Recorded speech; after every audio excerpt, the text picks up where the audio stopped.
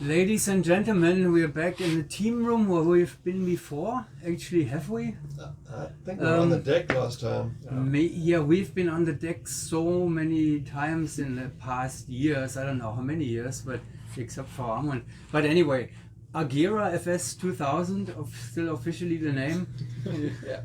Norwegian national team, national four-way team with coach Silvanus the Schleifer Williams is here.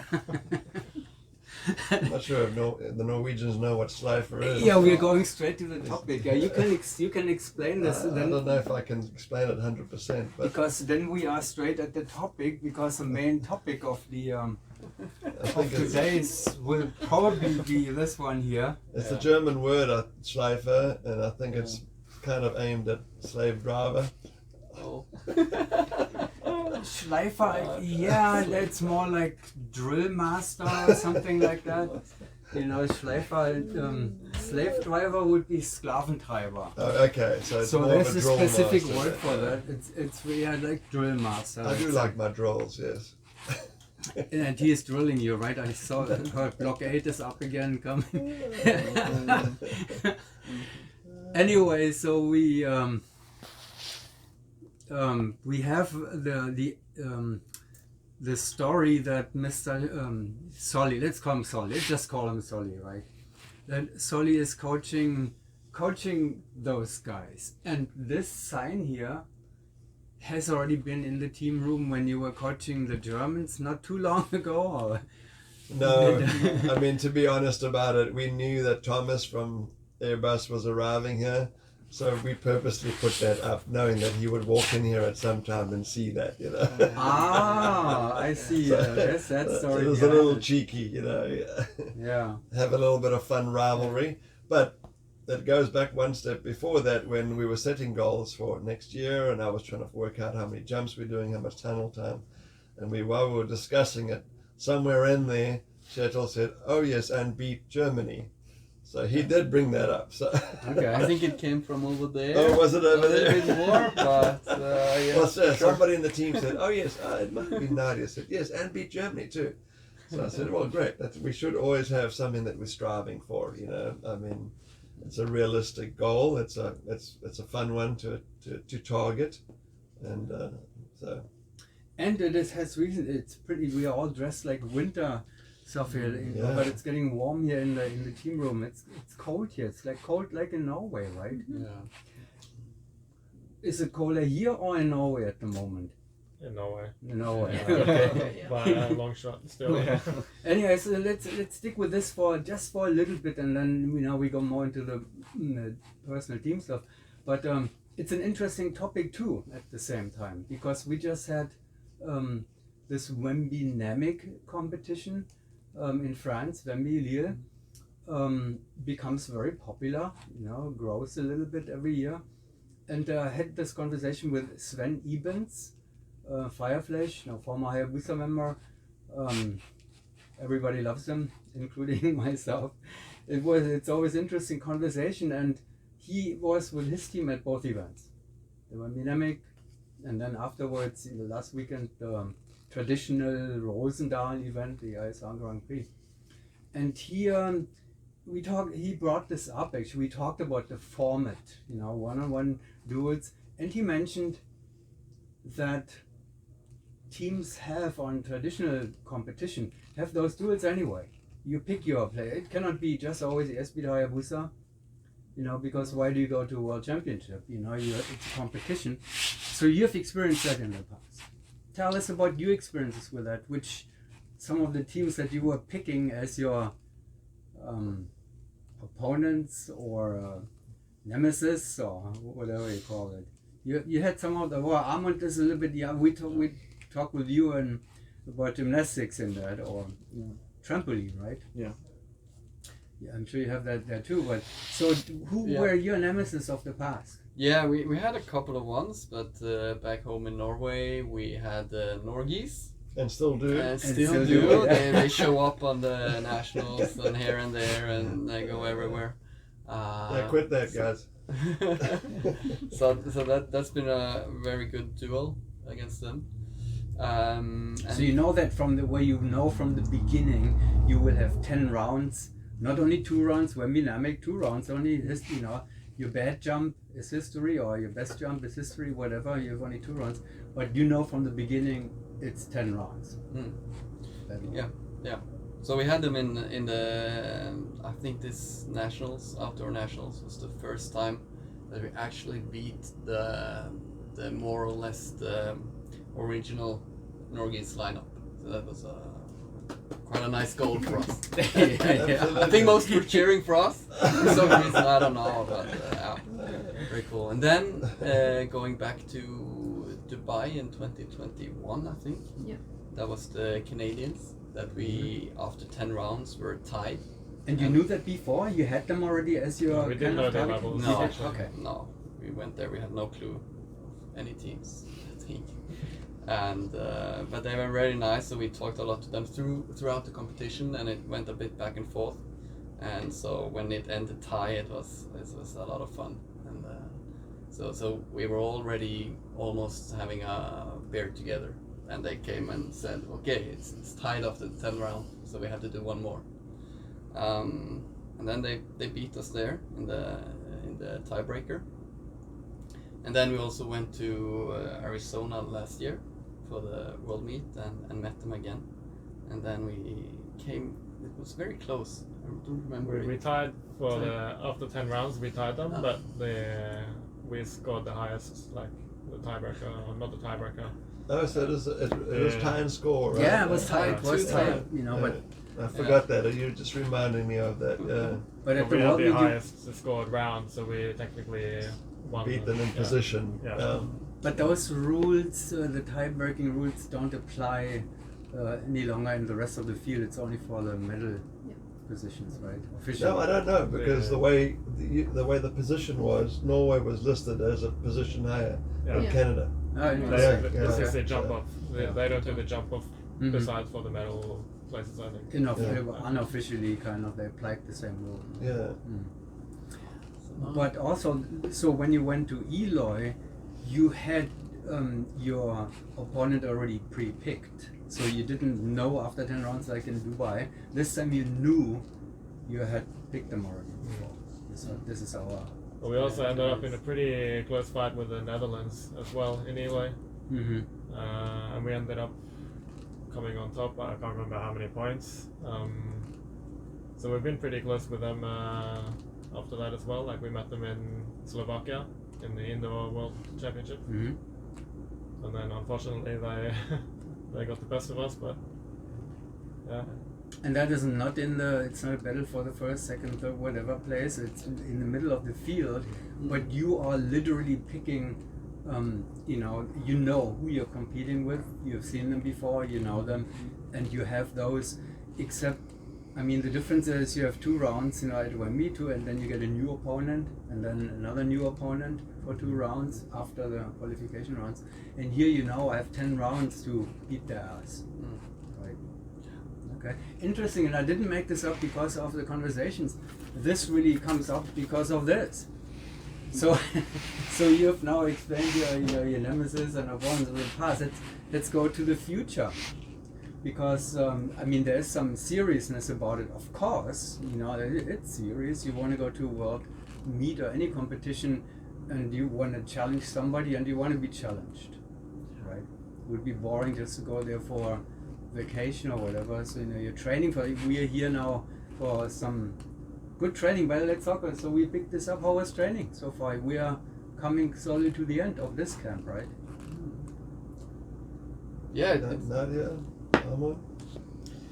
Well, for me, it's been excellent having Solly here, and for me, all the hill for me or all the exits from the plane has been the most learning for me, at least, yeah, because I've been in the tunnel now for a year, and but still catching up on jump numbers and leaving the plane, so that has been really good for me, at least. So in your sport, where you're coming from, trampoline, Yep. there are no opponent. I mean, it's similar like golfing, I guess, or you do your even our sport. You know, we're doing every round the best we can. Yeah. And then we're being scored for that, and you have only indirect other competitors, right? Yeah, for me, when I was doing gymnastics, it was always about beating a skill that I was going to do. It was never about beating another team. For me. It was, nailing that new skill or that new flip in competition. And do you feel that's kind of a similar thing here as a team, that the team tries to beat the techniques that the Schleifer is asking you to do, and then? Well, for me, it's mostly it's mostly that, but it's also really fun to have the competition of other teams as well. But we can't do anything about how they are performing. Exactly. We can only do something about what we are doing, and so for me that's the main focus. But yeah. Okay. Solly. Let's go back to the topic. So how does that work for you? I mean, you're coaching those two. Obviously, there will be opponents. There are opponents. There have been opponents, and I mean, in other sports, it's quite unusual that one coach is coaching or working with two teams which are opposing each other. And we have a little story there from your best friend Gary Smith. You know, he couldn't. Eventually, the Kata Tigers, you know, and Hayabusa, they began to become close as competitors, and he had to give it up, basically, right? Right. Yeah, I think if there was a conflict of interest, and I've had those in my past. I had to choose between Norwegian female team and British female team at some stage. Had to. Yes, I had to make that decision. It is the right thing to do. They were both trying to win the World Championship. And I think if Germany and Norway were trying to win the World Championship, I would be faced with the same thing.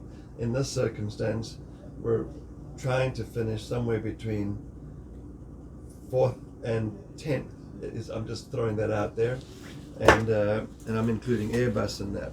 So if somebody in particular said if Airbus said we don't want you to training Norway while I'm training Germany, then that would be different, and I would take that on professionally. But I think until there is that conflict, they're not exactly on the same level.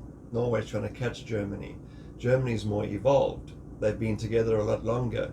Armand's doing some of these exits for the first time now on this training camp, because he's growing up into more of a grip switching, trying to get to the first point through an H or a P or whatever. Even in fast, you were still. Yeah, you were in fast. You competed in fast, right? Yeah. What? In Voss. In Voss, Voss, yeah. Yes, in Voss, they had Voss, more sorry. standardized exits. So only 2 Okay. months ago, Okay. he was grip switching his way through stuff, and today you're seeing him launch some of these exits for the first time.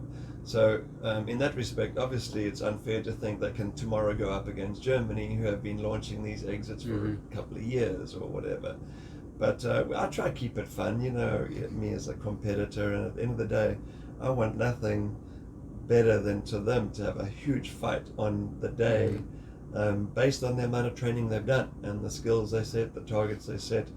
And you never know, a year from now, maybe they had an injury in the team and they couldn't make as many training jumps or whatever. So you just try and do the best you can. You can't, as Armand already mentioned, we can't control what Germany does.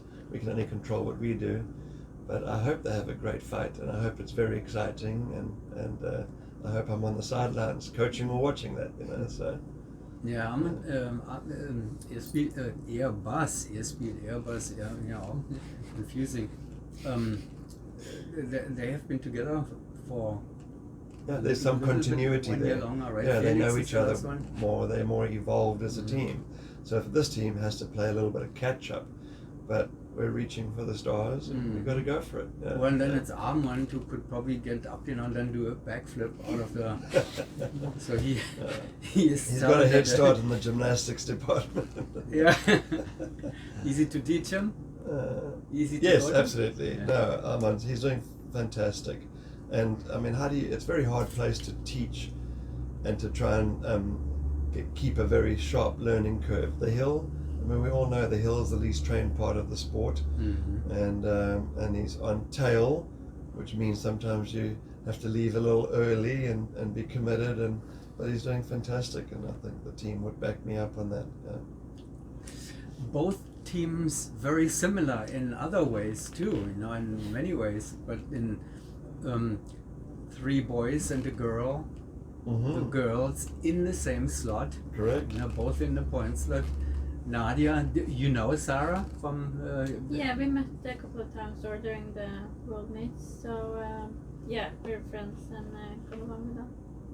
Are you talking, have you talked about with her or anybody about how to deal with 3 boys in the team or 4 boys? No, me and Sarah haven't discussed that, no. Yeah, maybe it would be good. No, but the boys meet often to discuss how to handle the girl in the team. The 3 boys. That's easy to I'm do. That's the joking. Although majority. 8 boys meet up. Yeah, They're so both wonderful players in their teams. Yeah, they belong there, and so. yeah, no doubt. I mean, that's and luckily our sport is offering this opportunity actually, where we have a female event. But would you have any interest in being in a female event? Because of the sport is how it is, then it's not really any difference between the open and female category. For me, I don't see the point for finding 3 other girls and make a team when I can be in the open category. Mm-hmm. When it's not really anything that makes it. Yeah. You have a better pool for selecting your teammates. If the boys and the girls can do it together, obviously. It should be easier to find teams, if you're, and then usually the majority by the numbers, the vastest category is the mixed gender lineups anyway. I break this down usually how many female team, how many male teams, and then how many mixed gender teams, and the mixed genders always have the majority. Yeah, so what's next now? Back to Norway and little vacation, back to work. Yeah, or wind tunnel. Wind tunnel. Yeah. Are you? What's coming next? Or China would be the next event, right? Anything? Do you have indoor nationals? Yeah, we have it early March, Mm-hmm. but then we also plan hopefully to go to the Wind Games. Okay. Late February. Oh, that's the same date like the Paraclete event, right? Is It's it? coming back. It is exactly on Wow. the same weekend. Interesting. No US teams going there. Well, it's not unusual. I mean, there's so many meets today; they're going to clash from time to time. Yeah, but the Paraclete meet is always on the same day. That's So correct, putting yeah. this on the same weekend is strange. to me Interesting. at least, yeah. So you go okay. So you're hoping that seems to happen. Yeah, it's good to have some competition and go up there. Hopefully, maybe even the Germans. The Germans are there. going. So They we are can, going to They the are. events? get a Yeah, little I taste. thought Thomas committed to that. yeah. So So that'll be it's their good to first know. fun showdown. Yeah. Mhm. And then China. Any plans for China? It's a tough year. It's far, Far away. Yeah. Far away. Expensive. We haven't Or, said yeah. we haven't said definitely no, but we'll see. Yeah. Germans, are they going? I don't think so. But I think it's a relatively expensive event. Mm-hmm. And how long do you have to go for? Is it a long event too?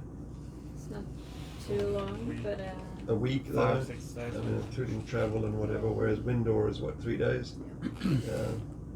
And then here now you're practicing from this caravan. I'm sure you scheduled this training camp when you were planning to train from the pack, right?